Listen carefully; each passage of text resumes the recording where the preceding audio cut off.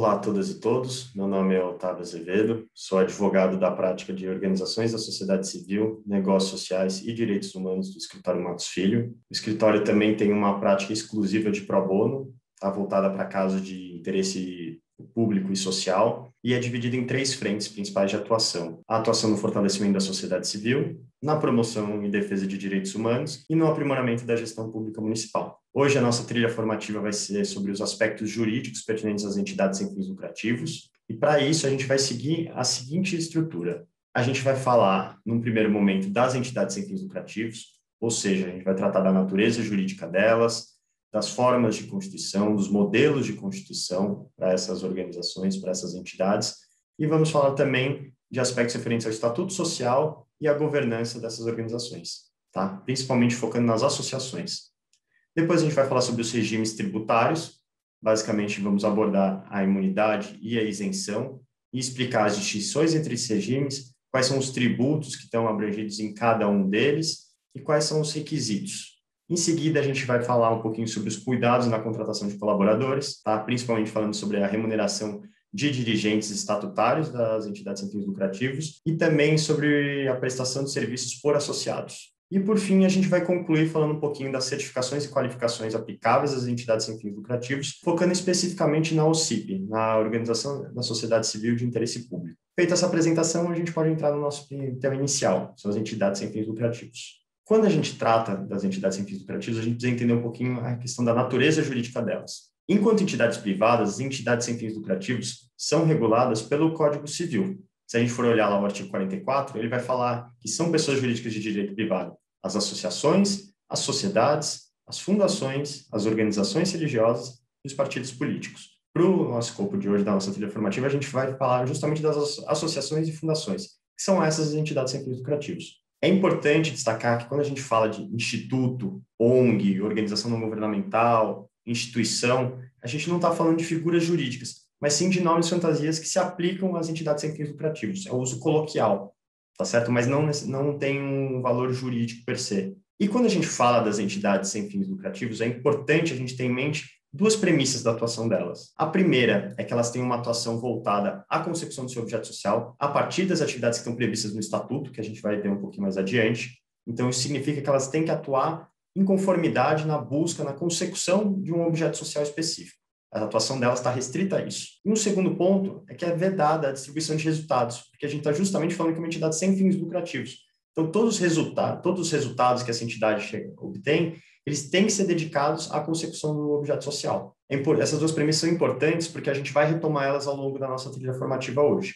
Entrando na questão dos modelos de constituição, a gente tem 2 modelos principais, como a gente falou. A associação, que está prevista no artigo 53 do Código Civil, e a fundação, prevista no artigo 62 do Código Civil. Quando a gente fala das associações, a gente está falando o quê? De uma união de pessoas que se organizam para fins e interesses em comum de natureza não lucrativa. Então, justamente esse caráter associativo, como o próprio nome já diz, se dá para essa união de pessoas, sendo que o requisito legal é de, no mínimo, 2 pessoas para você constituir uma associação. Quando a gente fala do órgão soberano, né, dos órgãos de governança da associação, o principal órgão é a Assembleia Geral, que é justamente a reunião de todos os associados, as pessoas que se unem para constituir essa associação. Em termos de estrutura de governança, ou seja, dos órgãos que vão compor a associação, a gente pode optar por uma estrutura mais robusta, né, com mais órgãos, ou uma estrutura mais enxuta. Vai depender muito da vontade, do perfil e do engajamento das pessoas envolvidas.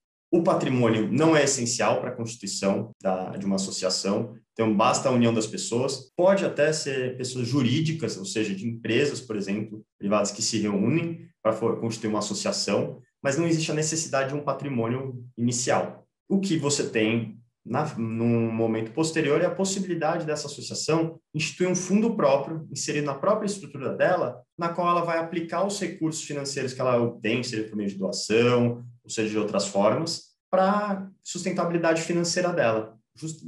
Lembrando que sempre esses valores vão ter que ser dedicados ao objeto social da entidade. Agora, quando a gente fala de fundação, é um pouquinho diferente. A primeira questão distintiva é que não se trata de uma união de pessoas, como na associação, mas na fundação a gente está falando de um patrimônio que é dotado de personalidade jurídica e é indispensável para a instituição de uma fundação. E a esse patrimônio individualizado vai ser atrelado uma finalidade, ou seja, esse patrimônio vai ser dedicado à consecução de um determinado fim ou objetivo. A fundação pode ser instituída por pessoas físicas, por pessoas jurídicas, como empresas, por escritura pública ou até mesmo por testamento. Os gestores dessa fundação, eles vão ter que administrar o patrimônio justamente para atingir as finalidades definidas pelo instituidor no momento da instituição. E é importante que, no caso da fundação, esses objetivos não podem ser alterados de regra. Então, a partir do momento que o instituidor define que uma fundação vai ser dedicada à promoção da saúde, por exemplo, essa vai ser o objeto da instituição para toda a duração dela, via de regra. Por envolver um patrimônio e uma finalidade pública, as fundações elas são veladas pelo Ministério Público. O que isso significa? Significa que, a todo momento, o Ministério Público vai estar verificando as contas da organização, ver se o patrimônio está sendo utilizado de maneira correta.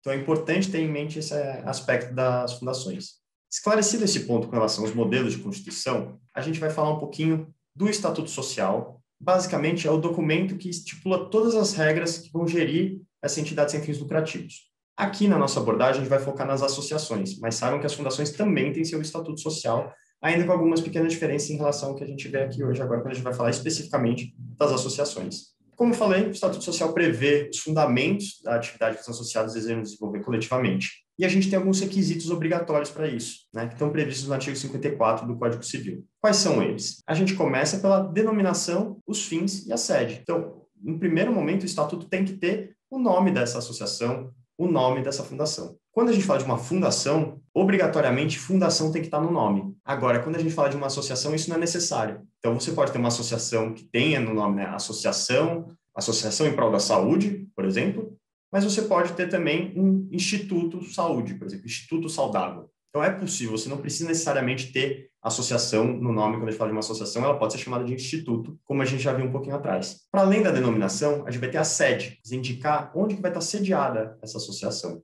E um terceiro ponto muito importante são os fins, é o objeto social dessa associação. O que ela está dedicada? Ela está dedicada à promoção da saúde, à promoção da educação, à promoção e defesa do meio ambiente? Por aí vai, você tem um rol extremamente amplo de finalidades que você pode constituir uma associação. E junto com o objeto social, a gente tem as formas de consecução. Como essa entidade que é dedicada à saúde, por exemplo, vai alcançar esse objetivo? Vai ser por meio de atendimento direto a público, ou a população vulnerável, vai ser por meio de palestras, realização de eventos, de capacitações. Ela vai precisar captar recursos, realizar campanhas de captação de recursos, ela vai formar parcerias. Todas essas questões têm que estar previstas no objeto social e na forma de consecução dele. Um segundo ponto que a gente tem são os requisitos para admissão, demissão e exclusão dos associados. Então, a entidade tem que prever no estatuto dela como que vai ser o processo para admitir novos associados, como que esses associados podem se retirar da associação se eles assim desejarem e, eventualmente, as hipóteses que eles têm podem ser excluídos da associação por terem descumprido com um determinado dever deles.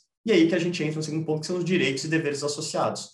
Aí a gente está prevendo quais são os direitos associados, por exemplo. Eles têm direito a voto na Assembleia Geral, eles podem votar para determinada tomada de decisão da associação, eles têm direito de participar na Assembleia Geral. Então, todos esses pontos estão requisitos dos direitos. Agora, eles podem também, por exemplo, solicitar o acesso às contas da associação, ter o direito de opinar nos rumos que ela está tomando. Todos esses pontos estão entre os direitos dos associados. Mas a gente tem também os deveres. Quais são os deveres que esses associados têm que cumprir por fazerem parte da associação? Comparecer a todas as reuniões, eventualmente até contribuir financeiramente para a consecução, para a manutenção da entidade. Então, esses pontos têm que estar previstos nos direitos e deveres. O estatuto também tem que prever as fontes de recursos para a manutenção da entidade, né? Então, a entidade vai ser sustentada por meio de doações, vai ser por meio de aplicação financeira, de um fundo próprio, como a gente já falou. Então, todos esses pontos têm que estar previstos nas fontes de recursos da associação. Um ponto importante quando a gente fala, retomando um pouquinho essa questão dos direitos e deveres associados, a gente tem também a previsão de categorias diferentes de associados. Então, quando a gente fala de direitos e deveres, os associados têm que ter direitos e deveres iguais. A gente não pode ter distinção entre isso. Mas é possível estabelecer diferentes categorias de associados com diferentes direitos ali. Agora, por exemplo, a gente pode ter os associados fundadores, que têm um poder de veto no caso de tomada de certas decisões, por exemplo, ou eles têm que ter necessariamente o voto obrigatório de um associado fundador para tomar uma certa decisão. Ou você pode ter também associados, categorias de associados que não são associados fundadores, são associados efetivos, associados colaboradores, o nome não é tão relevante aqui, mas que não têm os mesmos direitos. Por exemplo, tem só direito a voto, ou eventualmente não tem nem direito a voto, só a participação nas assembleias com direito a voz. Então, essas categorias de associados podem ser previstas no Estatuto também. E agora, o seguinte ponto que o Estatuto tem que prever são as fontes de recursos para sua manutenção. Quais são essas fontes? A entidade pode se manter por meio de doações, do recebimento de doações, ela pode se manter por meio de certos bens que ela tenha, por meio de investimentos, tudo isso tem que estar previsto no Estatuto Social. O que a gente tem daí um ponto seguinte é a governança da associação. Quais são os modos de constituição e funcionamento dos órgãos deliberativos? Quantos órgãos vão ter? Quais são as suas funções? Como que funciona a sua convocação? Como que funciona o dia a dia desses órgãos? Isso está previsto também no Estatuto Social, como a gente vai ver no próximo slide. A gente tem também as condições específicas para alterar o Estatuto ou dissolver a entidade, como são decisões muito relevantes no contexto da entidade. A gente está falando de alterar o Estatuto, que são as regras que a regem, ou de, infelizmente, cessar a associação, encerrar a atuação dela. Esses são pontos tão relevantes que daí você tem que prever no Estatuto como que vão se dar, uma forma de deliberação específica para isso. E, por fim, a gente tem, por uma questão de transparência e boa prática, a forma da gestão administrativa como um todo e da aprovação das contas da organização. Como que vai funcionar o dia a dia dessa associação. O nosso próximo ponto é a estrutura de governança. Como eu falei antes, a estrutura de governança pode ser mais robusta ou mais enxuta. Os órgãos que são obrigatórios são a Assembleia Geral e a diretoria. A Assembleia Geral, como eu já adiantei, é o órgão deliberativo da associação, onde são tomadas as decisões, onde os associados participam com direito a voto, para decidir os rumos da associação. E a gente tem a diretoria, que é um órgão mais executivo, é o órgão que vai tocar o dia a dia da organização. Para além disso, a gente pode prever também um conselho fiscal. O conselho fiscal ele tem, como o próprio nome já disse, o objetivo, o propósito de fiscalizar as contas da associação. Então, verificar o balanço financeiro, verificar se a organização está saudável do ponto de vista financeiro, certo?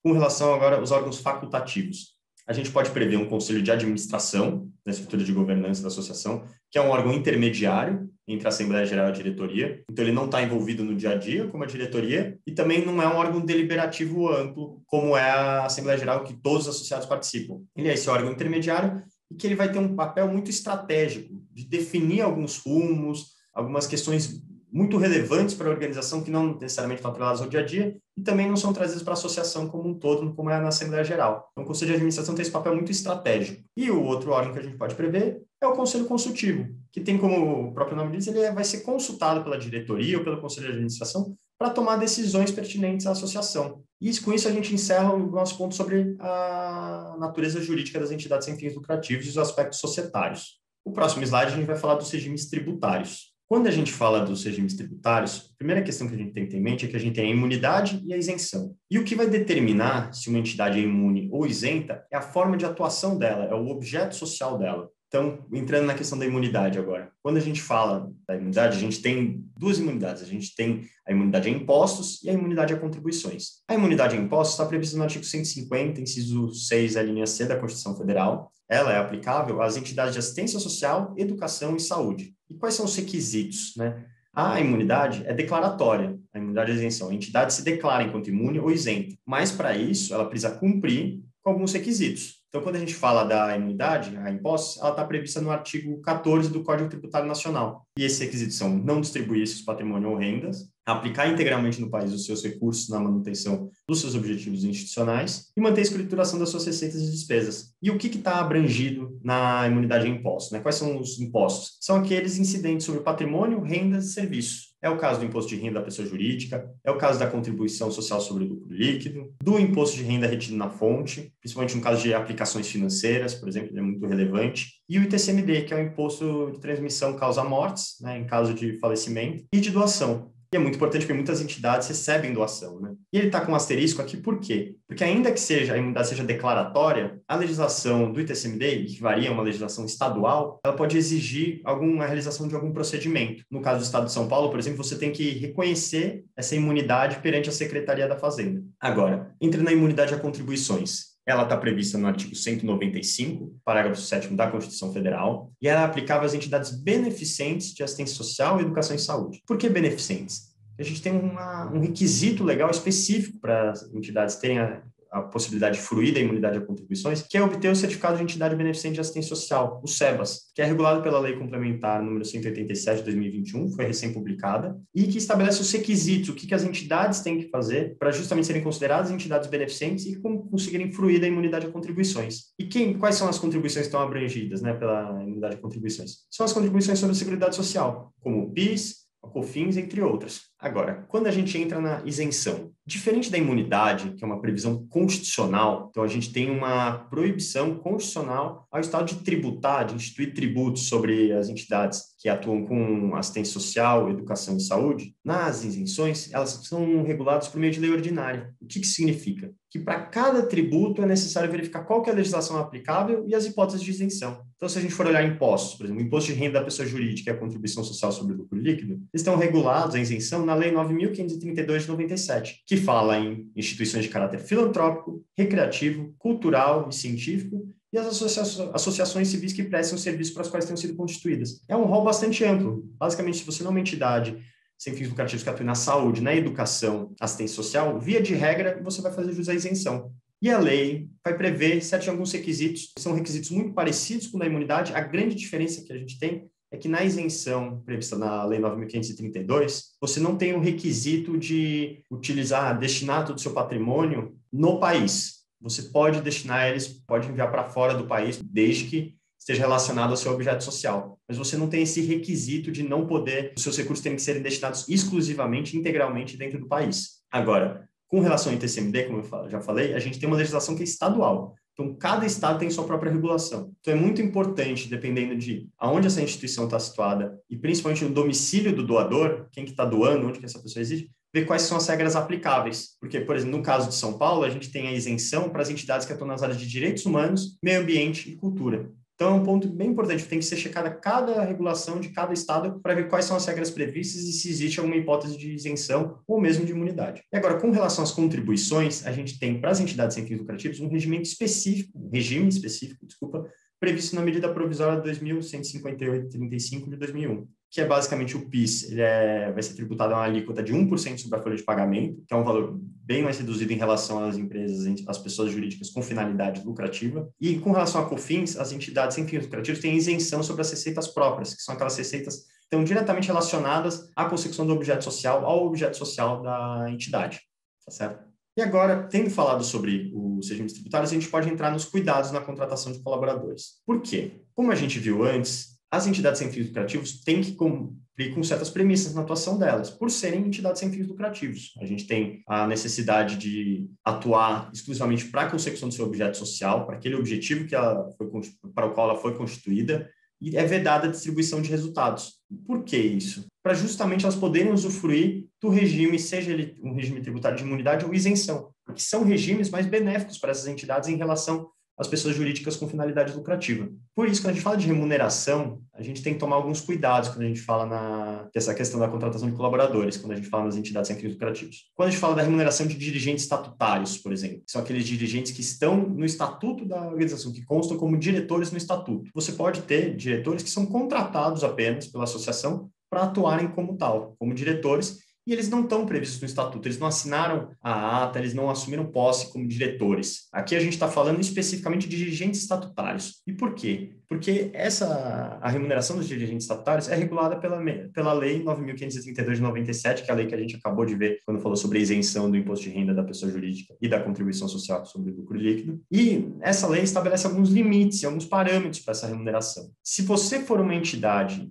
que atua de maneira geral, né? Você pode remunerar seus dirigentes em até 70% do limite estabelecido para a remuneração de servidores do Poder Executivo Federal. Então, a gente tem um teto, né, para a remuneração desses servidores do Poder Executivo Federal, e daí até 70% você pode remunerar seus dirigentes até 70% desse valor. Agora, se você é uma entidade sem fins lucrativos que cumpre com certos requisitos, que é, por exemplo, se você está atua em uma das áreas previstas no artigo 3º da Lei 9.790 de 99, que são atuações, objetos sociais de atuação públicos, de interesse público, relevantes, e você não participar de campanhas político-partidárias ou eleitorais, você pode remunerar seus dirigentes a valores praticados pelo mercado. E por que isso é tão importante? Porque muitas vezes é importante no sentido de atrair talentos, né? E de a própria sustentabilidade e profissionalização da entidade, ela poder remunerar seus dirigentes que estão atuando por ela. Nada mais justo, já que eles fazem um trabalho, trabalham para essa entidade, que eles possam ser remunerados pelo trabalho que realizam na gestão executiva, enquanto diretores que estão atuando pela entidade, tá certo? Esse ponto é muito importante. Agora, quando a gente vai formalizar essa contratação, ela tem que se dar necessariamente, o dirigente estatal ele tem que ser contratado ou por meio de contrato de trabalho, regido pela CLT, pela Consolidação das Leis do Trabalho, ou pro labore. Agora, um outro ponto de atenção que a gente tem é um caso de associado que presta serviços para a associação. Nesse caso, é vedada, por ser uma entidade sem fins lucrativos, a distribuição de quaisquer valores para os associados de uma entidade só pelo fato deles comporem o quadro associativo da organização. Diferentemente de uma empresa, de uma sociedade, que você tem acionistas que recebem lucros e dividendos, isso não ocorre numa entidade sem fins lucrativos, não pode ocorrer. Senão a gente está falando de uma distribuição disfarçada de resultados, que você basicamente faz uma entidade para se apropriar do regime tributário mais benéfico, mas na realidade você não está atuando como tal. Então, é vedada essa distribuição, a distribuição de valores para os associados à entidade, simplesmente por serem associados. Agora, isso não significa que, caso esse associado preste serviços para a organização, efetivamente contribua para a organização de alguma forma, prestando serviço, e é diferente de um diretor que atua na gestão executiva, tá? Aqui a gente está falando de um associado que não participa da direção, mas ele presta serviço para a entidade, seja auxilia na execução de um projeto, eventualmente faz algum serviço de comunicação, de marketing. Nesse caso, esse associado pode ser remunerado por esse serviço específico, desde que haja, uma pactuação formal da contratação, com documentos que comprovem que foi efetivamente prestado algum serviço, tem que ser observados os valores de mercado no pagamento da remuneração e você tem que ter a comprovação de que os associados efetivamente são remunerados em razão dos serviços prestados. Então, esses cuidados todos são muito importantes, porque a gente precisa que a associação, uma entidade sem fins lucrativos, que ela mantenha a regularidade dela para fazer jus àquele regime tributário mais favorável. Então, para isso, a gente precisa tomar esse cuidado, seja na remuneração dos dirigentes estatutários e seja no caso de um associado que presta serviços à entidade e é remunerado por isso. Agora, o nosso último ponto que a gente vai falar é das certificações e qualificações disponíveis para as entidades sem fins lucrativos.